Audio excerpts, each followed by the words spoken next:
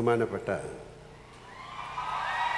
മുഖ്യമന്ത്രി ശ്രീ പിണറായി വിജയൻ, സാംസ്കാരിക വകുപ്പ് മന്ത്രി ശ്രീ സജി ചെറിയാൻ, പൊതുവിദ്യാഭ്യാസ വകുപ്പ് മന്ത്രി ശ്രീ വി ശിവൻകുട്ടി, ഭക്ഷ്യ സിവിൽ സപ്ലൈസ് മന്ത്രി ശ്രീ ജി ആർ ആന്യൻ, ധനകാര്യമന്ത്രി ശ്രീ കെ എൻ ബാലഗോപാൽ, വേദിയിലെ സദസ്സിലെ മറ്റ് വിശിഷ്ടാതിഥികൾ, പ്രിയപ്പെട്ട എൻ്റെ നാട്ടുകാരെ, ഇന്ത്യൻ സിനിമയുടെ പിതാവായി അറിയപ്പെടുന്ന ദാദാസാഹിബ് ഫാൽക്കെയുടെ പേരിലുള്ള പരമോന്നത പുരസ്കാരം ഡൽഹിയിൽ വെച്ച് ഏറ്റുവാങ്ങുമ്പോൾ മുമ്പ് ഇത് ഏറ്റുവാങ്ങിയ മഹാരഥന്മാരെക്കുറിച്ച് മാത്രമല്ല ഞാൻ ഓർത്തത്, സിനിമ എന്ന കലാരൂപത്തിന് വേണ്ടി ദാദാസാഹിബ് ഫാൽക്കെ എന്ന മനുഷ്യൻ്റെ സമർപ്പിത ജീവിതം എൻ്റെ മനസ്സിലൂടെ ഒരു തിരശ്ശീലയിൽ എന്ന പോലെ കടന്നുപോയി. മുംബൈയിലെ പ്രശസ്തമായ JJ സ്കൂൾ ഓഫ് ആർട്സിലെ ചിത്രകലാ വിദ്യാർത്ഥിയിൽ തുന്നും തുടങ്ങി രാജാ ഹരിചന്ദ്ര എന്ന സിനിമയിലേക്ക് അദ്ദേഹം നടന്ന് തീർത്ത ദൂരങ്ങൾ, പഠനങ്ങൾ, പരീക്ഷണങ്ങൾ, അധ്വാനങ്ങൾ, സ്വപ്നത്തെ വേട്ടയാടി പിടിക്കുന്ന ഒരു മനസ്സിൻ്റെ ആവേഗങ്ങൾ, അത് മനസ്സിലാക്കിയപ്പോൾ സിനിമയിൽ പ്രവർത്തിക്കുന്ന ഒരാളെന്ന നിലയിൽ എൻ്റെ ശിരസ് ഈ ഭൂമിയോളം കുനിഞ്ഞു. എൻ്റെ കഴുത്തിലണിഞ്ഞ പതക്കത്തിൻ്റെ ഭാരം ഞാൻ ആഴത്തിൽ തിരിച്ചറിയുകയായിരുന്നു ആ നിമിഷങ്ങളിൽ. ഞാനടക്കമുള്ള എല്ലാ ഇന്ത്യൻ അഭിനേതാക്കളും 120 വർഷങ്ങൾക്ക് മുമ്പ് സിനിമയ്ക്ക് വേണ്ടി ജീവിതം സമർപ്പിച്ച ഈ മനുഷ്യനോട് കടപ്പെട്ടിരിക്കുന്നു. രാജാ ഹരിചന്ദ്രയിൽ നിന്നും ഇന്ത്യൻ സിനിമ എത്രയോ മുന്നോട്ട് പോയി. അതിൻ്റെ ആകാശം ഒരുപാട് വിശാലമായി. അപ്പോഴും ആ ആകാശത്തെ ഏറ്റവും തിളക്കമാർന്ന നക്ഷത്രം ദാദാസാഹിബ് ഫാൽക്കെയാണ് എന്ന് ഞാൻ വിശ്വസിക്കുന്നു. അത് വിദൂര നക്ഷത്രത്തെ ഞാൻ വണങ്ങുന്നു. ഡൽഹിയിൽ വെച്ച് അതിവിശിഷ്ടമായ ദാദാ സാഹിബ് ഫാൽക്കെ പുരസ്കാരം വാങ്ങിയ നിമിഷത്തെക്കാൾ ഏറിയ വൈകാരിക ഭാരത്തോടെയാണ് ഞാൻ നിങ്ങൾക്ക് മുന്നിൽ നിൽക്കുന്നത്. അതിന് പല കാരണങ്ങളുണ്ട്. ഇത് ഞാൻ ജനിച്ചു വളർന്ന് കൗമാരവും യൗവനവും ചെലവഴിച്ച മണ്ണാണ്. എൻ്റെ അമ്മയും അച്ഛനും എൻ്റെ ജ്യേഷ്ഠനും ജീവിച്ച ഇടമാണ്. ജീവിതത്തിൻ്റെ സങ്കീർണതകളൊന്നും അറിയാതെ അവർക്കൊപ്പം ഞാൻ പാർത്ത നാടാണ്. ഇവിടുത്തെ കാറ്റും മരങ്ങളും വഴികളും പഴയ പല കെട്ടിടങ്ങളും എൻ്റെ ഓർമ്മകളുടെയും ആത്മാവിൻ്റെയും ഭാഗമാണ്. എനിക്ക് ഈ സ്വീകരണം നൽകുന്നത് എന്നെ ഈ കാണുന്ന ഞാനാക്കി മാറ്റിയ കേരളവും മലയാളികളും അവർ തിരഞ്ഞെടുത്ത സർക്കാരുമാണ്. ഈ കാരണങ്ങൾ കൊണ്ടെല്ലാം അനുഭവിക്കുന്ന വൈകാരിക ഭാരത്തെ മറച്ചു പിടിക്കാൻ കാലങ്ങളായി ഞാൻ ആർജിച്ച അഭിനയശേഷിക്ക് സാധിക്കുന്നില്ല. 48 വർഷങ്ങളുടെ ദീർഘമായ നടപ്പാതയിലേക്ക് തിരിഞ്ഞു നോക്കുകയായിരുന്നു ഞാൻ. സിനിമ എന്ന സങ്കീർണ കലാരൂപത്തെക്കുറിച്ച് യാതൊന്നും അറിയാതെ ഈ നഗരത്തിൻ്റെ വഴിയോരങ്ങളിൽ വെച്ച് ഞങ്ങൾ കുറച്ച് സുഹൃത്തുക്കൾ ഒരു സിനിമ എടുക്കാൻ ധൈര്യപ്പെട്ടു എന്നോർക്കുമ്പോൾ ഇപ്പോഴെനിക്ക് ഭയം തോന്നുന്നു. അതിൻ്റെ ജോലികൾക്കായി ഈ നഗരത്തിൽ നിന്നും ട്രെയിൻ കയറി ഞങ്ങൾ മദ്രാസിലേക്ക് പോയി. മദ്രാസിയിലെ സിനിമ സ്റ്റുഡിയോകളിൽ ചുറ്റിത്തിരിഞ്ഞു. ഞാൻ ഒട്ടും ആഗ്രഹിക്കാതെ അവിടെ വെച്ച് എൻ്റെ സുഹൃത്തുക്കൾ എൻ്റെ ഫോട്ടോ എടുത്ത് പാച്ചിക്ക എന്ന് ഞങ്ങൾ വിളിക്കുന്ന എൻ്റെ പ്രിയപ്പെട്ട ഫാസിലിനെ അയച്ചു കൊടുത്തു. അങ്ങനെ ഞാൻ മഞ്ഞിൽ വിരിഞ്ഞ പൂക്കളിലെ നരേന്ദ്രനായി ക്യാമറയ്ക്ക് മുന്നിൽ നിന്നു. 48 വർഷങ്ങൾ.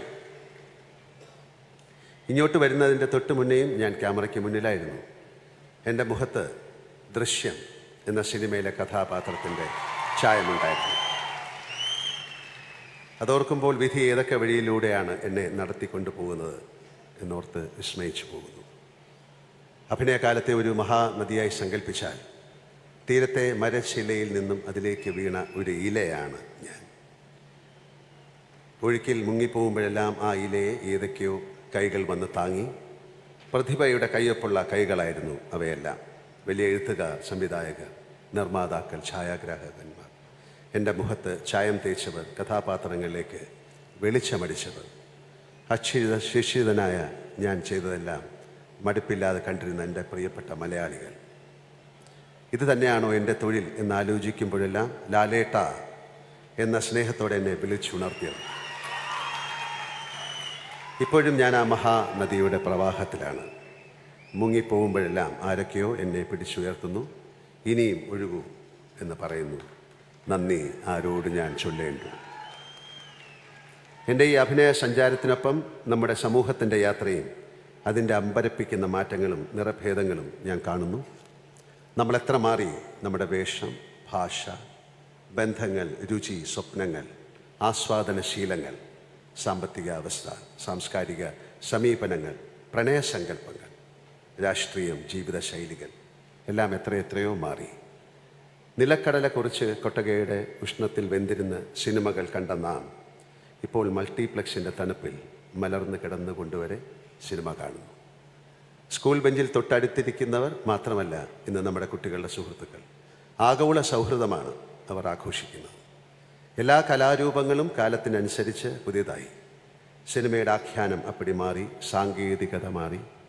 ഈ മാറ്റത്തിനെല്ലാം നടുവിലൂടെയാണ് ഞാൻ എൻ്റെ യാത്ര നടത്തിയത് എന്നോർക്കുമ്പോൾ ഏതോ ഒരു അജ്ഞാത ശക്തിയുടെ അനുഗ്രഹവും കരുതലും എനിക്ക് അനുഭവപ്പെടുന്നു.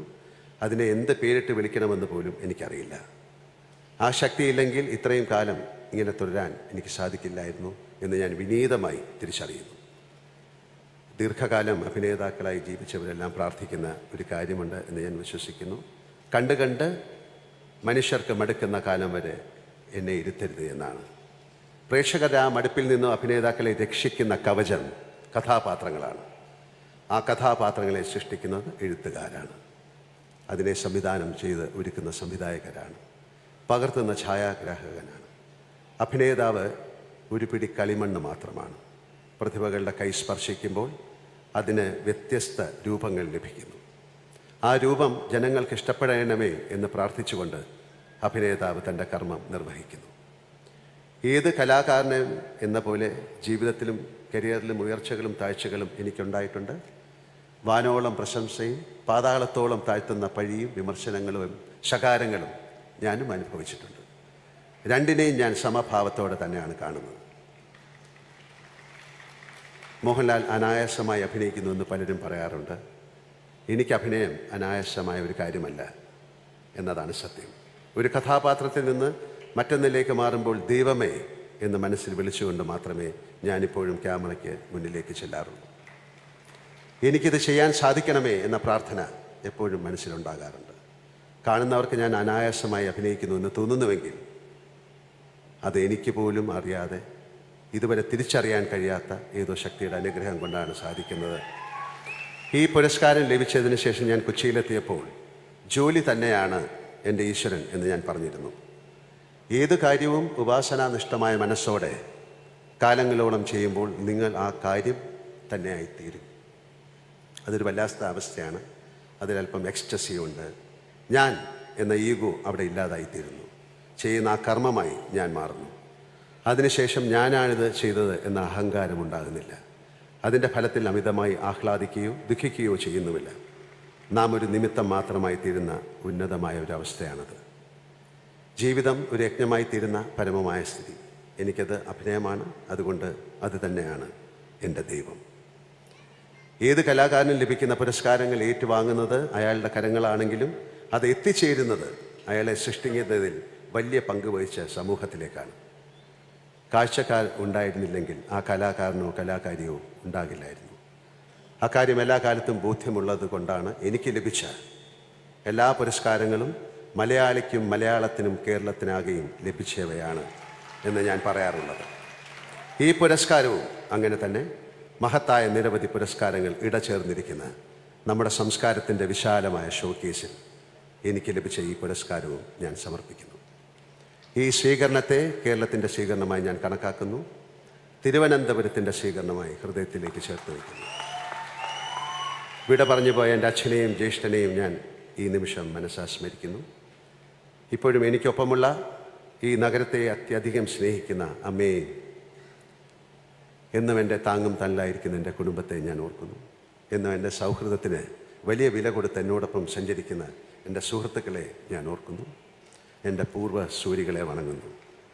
എൻ്റെ നാടിൻ്റെ മണ്ണിൽ വെച്ച് ഇത്രയും ഗംഭീരമായി സ്വീകരണമൊരുക്കിയ ബഹുമാനപ്പെട്ട മുഖ്യമന്ത്രി ശ്രീ പിണറായി വിജയൻ സാറിനോടും സാംസ്കാരിക വകുപ്പ് മന്ത്രി സജി ചെറിയാനോടും വിദ്യാഭ്യാസ മന്ത്രി ശിവൻകുട്ടി സാറിനോടും എന്നെക്കുറിച്ച് ആദ്യമായി അല്ല, ഒരുപക്ഷെ ഞങ്ങൾ ഒരുപാട് സദസ്സിലും എന്നെപ്പറ്റി സംസാരിച്ച അടൂർ ഗോപാലകൃഷ്ണൻ സാറിനോടും മറ്റ് ഇരിക്കുന്ന എല്ലാവരോടുമുള്ള എൻ്റെ ഹൃദയത്തിൽ നിറഞ്ഞു വരുന്ന നന്ദി ഞാൻ അറിയിക്കുന്നു. ഈ അദ്ദേഹത്തിൻ്റെ നേതൃത്വത്തിലുള്ള സർക്കാരിനോടുള്ള നന്ദി ഞാൻ അറിയിക്കുന്നു. ഈ വേദിയിൽ സന്നിഹിതരായിരിക്കുന്ന ബഹുമാനപ്പെട്ട മന്ത്രിമാർ എന്നിവർക്കും, എന്നാൽ ഇവിടെ എത്തിച്ചേരാൻ സാധിക്കാത്ത മന്ത്രിസഭയിലെ മറ്റംഗങ്ങൾക്കും, നിയമസഭാ സാമാജികർക്കും, അതുപോലെ എന്നോടുള്ള സ്നേഹം കൊണ്ട് ഇവിടെ എത്തിയ നിങ്ങൾ എല്ലാവരോടും ഞാൻ നന്ദി പറയുന്നു. എല്ലാറ്റിലുമുപരി മലയാള ഭാഷയെയും സംസ്കാരത്തെയും ഞാൻ നമസ്കരിക്കുന്നു. നന്ദി, നന്ദി, നന്ദി. ജയ് ഹിന്ദ്.